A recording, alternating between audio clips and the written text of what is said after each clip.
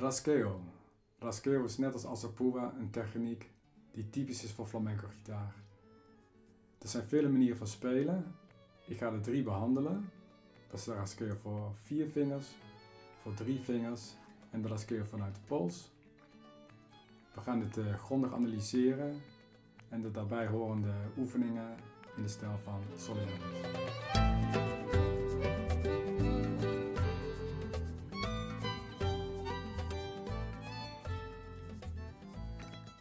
We beginnen met de Rasgueo voor 3 vingers. Ringvinger, middelvinger, wijsvinger. Oftewel A, M en I. Het belangrijke is dat je hem vol op de nagel raakt. Je raakt hem in het midden. En dit is een hele goede oefening, dat je 4 keer elke vinger laat vallen. 1, 2, 3, 4. Volgende vinger. 1, 2, 3, 4. 1, 2, 3, 4. En 1, 2, 3, 4. Je ziet, als ik de ringvinger doe, dat de middelvinger en de wijsvinger die blijven op zijn plek. Zie je? Nou is de ringvinger beneden. Ga ik de middelvinger doen. Dan blijft de wijsvinger op zijn plek. En deze bij de wijsvinger, dan zijn allebei beneden. En dan haal je hem omhoog. Bij het omhoog halen, haal heel je hand omhoog. Want dan ben je weer op tijd terug.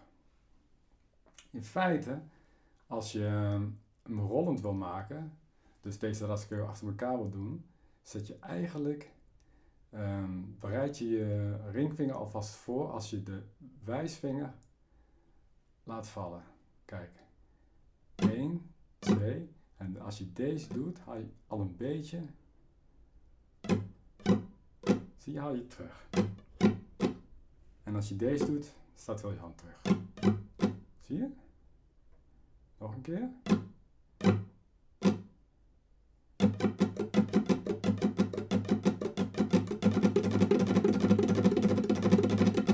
Zo krijg je ook snelheid.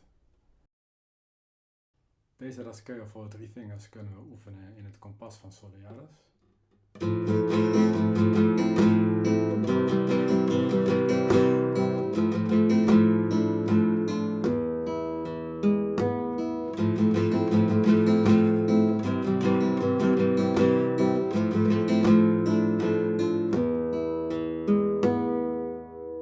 Dus opletten dat bij dit moment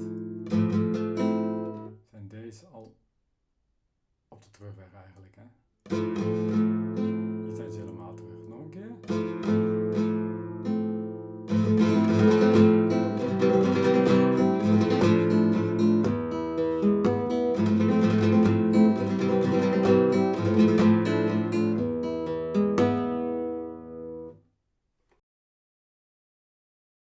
De Rasgueo voor 4 vingers.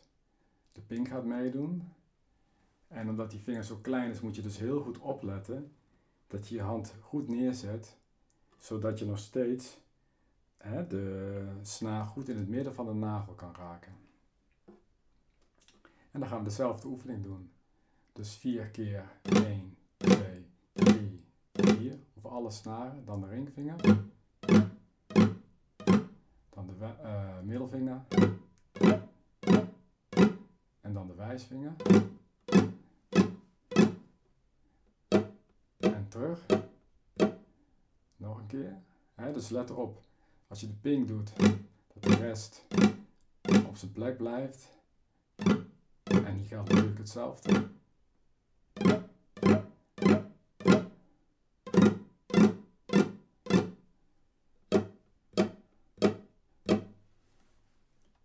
En als je wil laten rollen, dan krijg je hier ook weer die beweging. Zie je?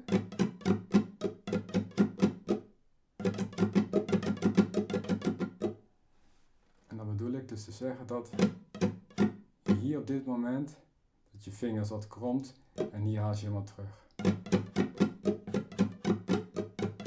Dus, zie je? Dus een beetje dit. Nog een keer.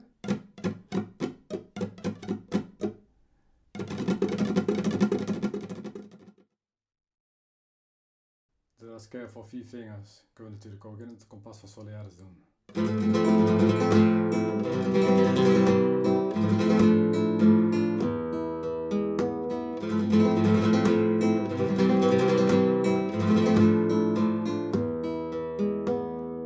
En hier ook weer hetzelfde liedje, let op. Op dit moment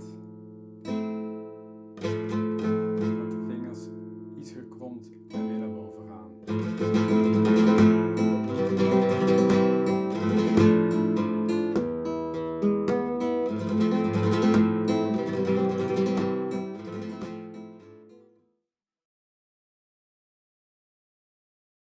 De rascade vanuit de pols.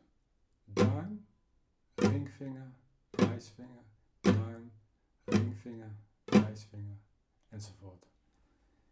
Het is heel belangrijk, net als bij de vorige oefeningen, de vorige rascade's, dat je de snaar raakt in het midden van de nagel. Dat je hem vol raakt.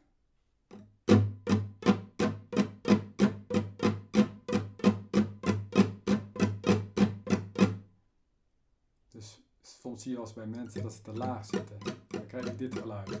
Maar je moet elke snaar, vooral die bas ook, meenemen.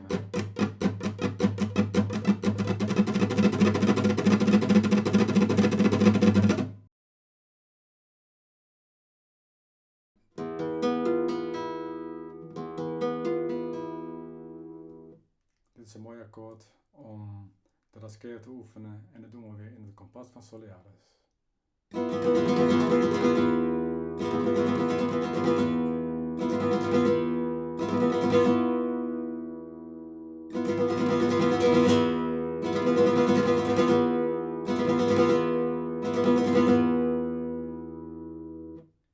Je ziet dat ik elke tel 2 keer de duim omhoog haal. 1, 2, 3, 4, 5, 6, 7, 8, 9, 11, 12, 1, 2, 3, enzovoort. Je kan hem ook 3 keer in een tel doen. En dat is een mooie oefening om meer snelheid te krijgen. Dan krijg je dus dit.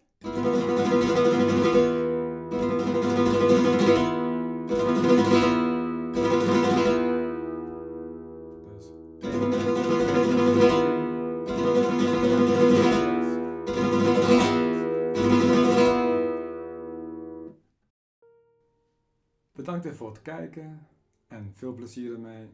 Bij vragen kan je ze hieronder stellen.